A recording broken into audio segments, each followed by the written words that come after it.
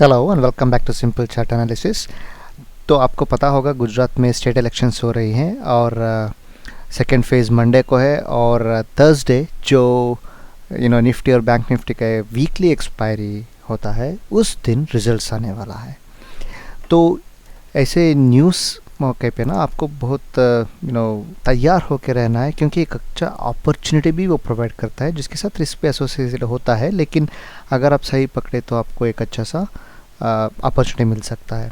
तो सबसे पहले हमें क्या करना है, ये देखना है कि क्या ये एक राज्य का, एक स्टेट का असेंबली इलेक्शंस इतना इम्पैक्ट कर सकता है क्या हमारे निफ्टी और बैंक निफ्टी या फिर जो भी इंडेक्स है उनमें ये इम्पैक्ट कर सकता है क्या। तो अगर करता है तो कितना कर सकता है, ये सब आपको जानकारी होना बहुत ज़रूरी है ताकि आपको ट्रेडिंग डिसीजंस में आसानी हो जाए। ठीक है, तो मैंने कुछ ऐसे ही वो देखा है कि कितना हुआ है कितना नहीं हुआ है ये सब।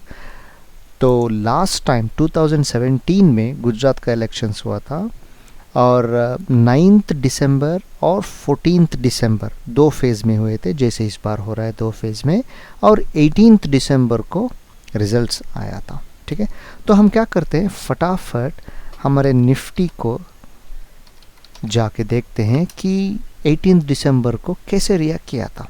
ठीक है, तो ये चलते हैं, मैंने दिसंबर में चलता हूँ और ये जो बड़ा वोलेटाइल बार देख रहे हो ना जिसमें रिजेक्शन से, ये था 18 दिसंबर।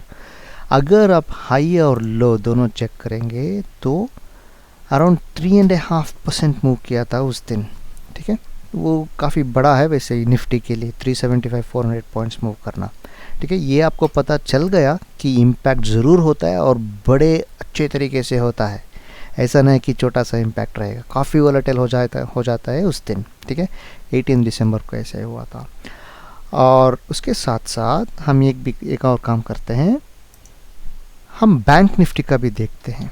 ठीक है, क्योंकि हम निफ्टी और बैंक निफ्टी में दोनों में ट्रेड करते हैं, तो क्या बैंक निफ्टी में भी इसका इम्पैक्ट रहेगा कि ये देखते हैं। जैसे मैंने कहा दिसंबर 18 को रिजल्ट्स आया था। ठीक है, तो ये था वो बार, ये वाला वोलेटाइल बार, और इसका मूवमेंट जो है आप देख रहे हो इधर अराउंड 4.5% कह सकते हो, 1000 पॉइंट्स के ऊपर मूव किया था।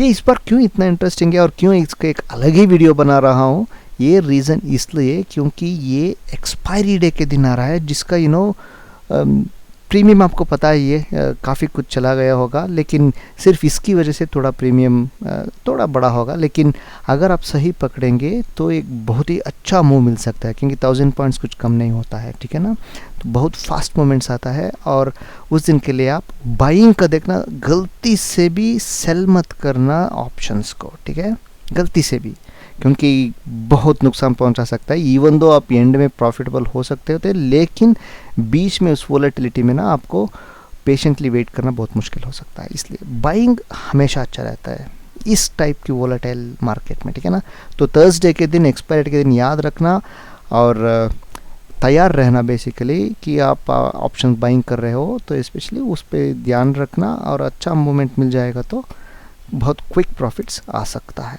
आप देख रहे हो। इसके साथ साथ जो लोग इंडेक्स में काम नहीं करते हैं, जो स्टॉक्स में काम करते हैं, मैं ये सजेस्ट करूँगा कि जो डायरेक्ट इम्पैक्ट होता है ना कुछ स्टॉक्स पे, जो गुजरात इलेक्शंस का आप सबको शायद पता होगा, वो है रिलायंस। ठीक है, रिलायंस का काफ़ी बिजनेस है गुजरात में, तो ऑब्वियसली इन पे काफ़ी इम्पैक्ट होने वाला है। तो आपको उस दिन के चार्ट के ज़रिए मैं आपको एक्सप्लेन करता हूँ। ये देखिए, ये वाला था, ये जो बिग वोलेटिलिटी देख रहे हैं ना इस दिन का, तो ये रिलायंस जो इतना कभी भी मूव नहीं करता है, उस दिन आपको वोलेटिलिटी देखिए हाई और लो में नियरली 7.5% मूव किया है, समझ रहे हो ना।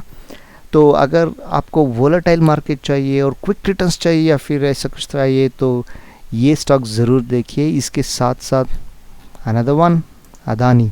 ठीक है, अदानी का जो भी देख लो आप, इसमें मैंने अदानी पोर्ट्स लिया है। ठीक है, तो एक बार देखते हैं, ये रहा ये बार, जिसमें इसमें भी अराउंड 10% का मूवमेंट है हाई और लो में।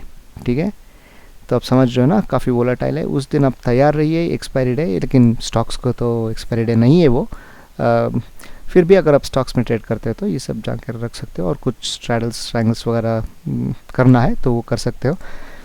मैंने इस चैनल में अभी तक ऑप्शंस के वो जो स्ट्रैडल्स ट्रायंगल्स ये सब होते हैं, स्प्रेड्स होते हैं, इसके बारे में अभी तक बताया नहीं हूँ, तो मैं इन डिटेल अभी बता नहीं सकता, ठीक है। तो वो धीरे धीरे इंक्लूड करने की सोच रहा हूँ मैं। तो बस अगर कुछ लोगों को पता है तो ये ध्यान में रखिए थोड़ा केयरफुली, और अपॉर्चुनिटी मिलता है तो आप अच्छा पैसा बना सकते हो, क्योंकि काफ़ी वोलेटाइल रहता है। इसके साथ साथ अदानी एंटरप्राइजेस भी है आपके लिए, जो ऑप्शंस में भी काफ़ी लिक्विडिटी है, ठीक है। तो ये भी आप देख सकते हो। 18 दिसंबर ये वाला, उस दिन जो है ये करीब 15.5% मूव किया है, ठीक है।